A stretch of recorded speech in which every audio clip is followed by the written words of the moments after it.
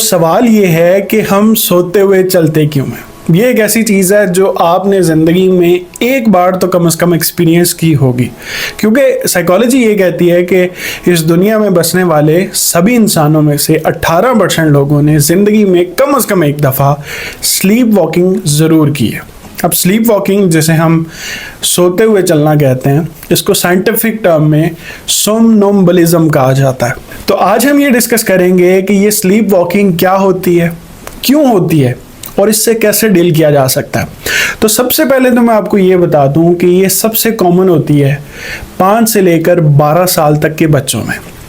इसके बाद जैसे जैसे हमारा दिमाग ताकतवर होता जाता है तो वो इस ग्लिच पे काबू पा लेता है। जी बिल्कुल, जैसे आपके सिस्टम में ग्लिच आता है, जैसे आपके लैपटॉप में ग्लिच आता है, जैसे किसी आईटी के सर्वर में ग्लिच आता है, ऐसे ही हमारे दिमाग में भी ग्लिच आता है। और वो इसलिए ग्लिच आता है क्योंकि वो अभी बेहतर हो रहा होता है। इस ग्लिच जैसी एक और एग्जांपल मैं आपको देता हूँ ताकि आपको ये समझ आ सके कि ये ग्लिच कैसे आते हैं। आपने कभी ये फील किया है कि जो कुछ आप देख रहे हैं या जो कुछ आप कर रहे हैं या जो कुछ आपको नज़र आ रहा है वो इससे पहले आपके साथ हो चुका है? बिल्कुल, ये वो चीज़ है जो हम सब ने फील कर रखी है, जो मेरे साथ हुई है, जो आपके साथ हुई है कि यार ये कहीं देखा है। बिल्कुल एग्जैक्टली ऐसे ही कहीं देखा हुआ है, पहले देखा हुआ है, याद नहीं आ रहा, लेकिन ये सीन देखा हुआ है। इसको साइकोलॉजी में डेजा वू कहा जाता है। इसके बारे में फिर कभी बात करेंगे, लेकिन आज बात करते हैं स्लीप वॉकिंग पे, हमारे टॉपिक पे। स्लीप वॉकिंग बेसिकली एक ऐसी स्टेट है जिसमें हम ना तो मुकम्मल तौर पे सो रहे होते हैं, ना मुकम्मल तौर पे जाग रहे होते हैं। और आपने तो ये सुना होगा कि स्लीप वॉकिंग में लोग अपनी चारपाई से, अपने बेड से उठ के चलना शुरू कर देते हैं। लेकिन आपको ये जान के हैरानी होगी कि स्लीप वॉकिंग में लोग खाना तक पका लेते हैं, गाड़ी तक चला लेते हैं। तो स्लीप वॉकिंग एक बड़ा ज़बरदस्त सा फिनोमेना है जो हमारे दिमाग में होता है, और इसकी पॉसिबल जो रीजंस बताई जाती हैं उसमें एक स्ट्रेस है, या आपकी मेडिकेशन जो आप कभी दवाइयाँ लेते हो तो उसके साइड इफ़ेक्ट्स के तौर पर भी आपके दिमाग में कोई ऐसा ग्लिच आ सकता है। तो अब सवाल ये है कि ये ग्लिच कैसे आता है, कब आता है। तो सबसे पहले आपको इसको समझने के लिए नींद को समझना पड़ेगा। बेसिकली हमारी जो नींद होती है उसके पहले जो 3 स्टेप्स होते हैं उनमें सबसे पहला स्टेप होता है फॉलिंग स्लीप, यानी गनूदगी के आलम में चले जाना, सो जाना।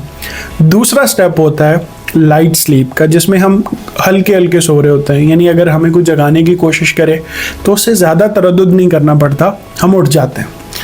जो थर्ड एलिमेंट है या जो थर्ड स्टेप है इसका, दैट इज़ डीप स्लीप, वो प्रोसेस जिसमें हम मुकम्मल तौर पर गहरी नींद में सो रहे होते हैं। अब डीप स्लीप में क्या होता है कि हमारी बॉडी रिपेयरिंग के फेज़ में होती है, यानी अगर आपकी टांगें दुख रही थी और आपका जिस्म पूरा दर्द कर रहा था तो ये वो फेज़ है जिसमें आपकी बॉडी दोबारा से हर चीज़ को रिपेयर करने की कोशिश में लगी होती है। इस फेज़ की खास बात ये होती है कि पूरी बॉडी में हार्मोन्स रिलीज हो रहे होते हैं जो चीज़ों को दोबारा बैलेंस करने की कोशिश कर रहे होते हैं, हमारी थकान को दूर करने की कोशिश कर रहे होते हैं। तो इसी फेज़ में हमारी बॉडी की कोशिश ये होती है कि हम जागें ना, यानी हम सोए रहें। और इसी वजह से इस फेज़ से किसी भी बंदे को उठाना जो है ना वो बड़ा मुश्किल होता है। आपने अक्सर सुना होगा कि घोड़े बेच के सोया हुआ है।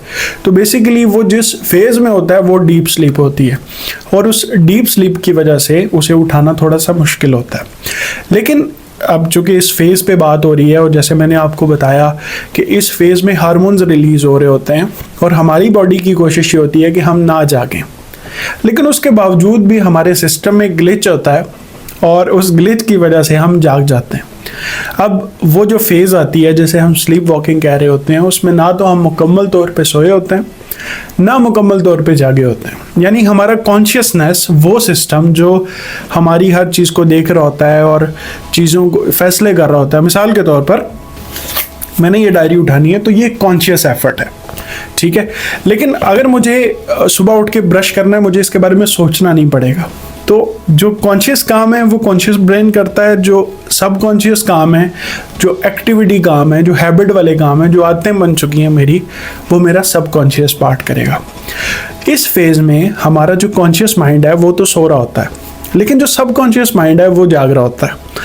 अब उस सब कॉन्शियस माइंड की वजह से हम उठते हैं और जहाँ हमने जाना होता है वहाँ चले जाते हैं। मुझे अभी भी याद है कि बचपन में एक दफ़ा मैं सोया सहन में था और जब उठा था तो मैं छत पे था।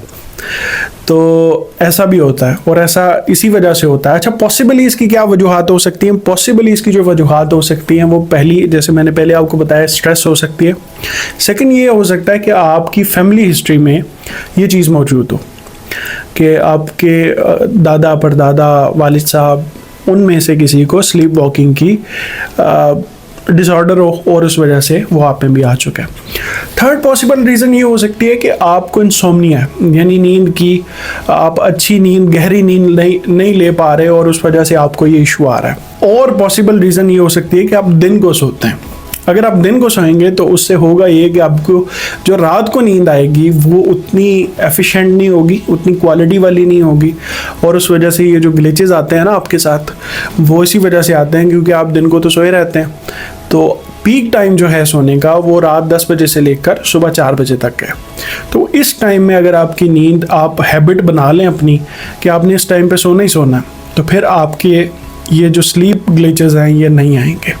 लास्ट और इम्पॉर्टेंट बात, अगर आपकी फैमिली में या आपके घर में कोई ऐसा बंदा है जिसको स्लीप वॉकिंग की आदत है, तो जब वो आपको लगे कि यार ये सोते हुए चल रहा है, तो उसको हिला जुला के उसको उठाने की कोशिश नहीं करनी, बल्कि जेंटली उसको जहाँ पे वो सो रहा था वहाँ पर उसे वापस ले जाएं, वो आराम से चला जाएगा।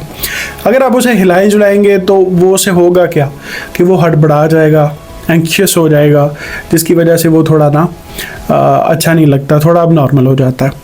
तो बहुत बेहतर होगा अगर कोई सो रहा है तो जेंटली उसको आप ले जाएं जहां आपने उसे सुलाना है। माएँ ऐसे ही करती हैं हमारे घरों में, तो उसको तंग करने की ज़रूरत नहीं है। ये एक नॉर्मल सी चीज़ है जो एज के साथ ठीक हो जाती है। इन केस अगर आपकी एज के साथ ना ठीक हो तो सबसे पहले तो जैसे मैंने बताया कि अपनी जो नींद वाला पैटर्न है आपका, उसको आप ठीक करें। रात 10 बजे हर हाल में सोने की आदत डालें। अगर फिर भी ठीक नहीं होता तो फिर आप एक साइकोलॉजिस्ट के पास विज़िट करें और उनसे कहें कि आपकी CBT कर दें। अब ये CBT क्या होती है, ये कोई ज़्यादा मुश्किल साइंस नहीं है। ये साइकोलॉजिस्ट जो होते हैं उन्हें आती होती है, तो वो आपको हेल्प आउट करेंगे इन चीज़ों को डील करने में। अपना बहुत सारा ख्याल रखें। Thank you so much.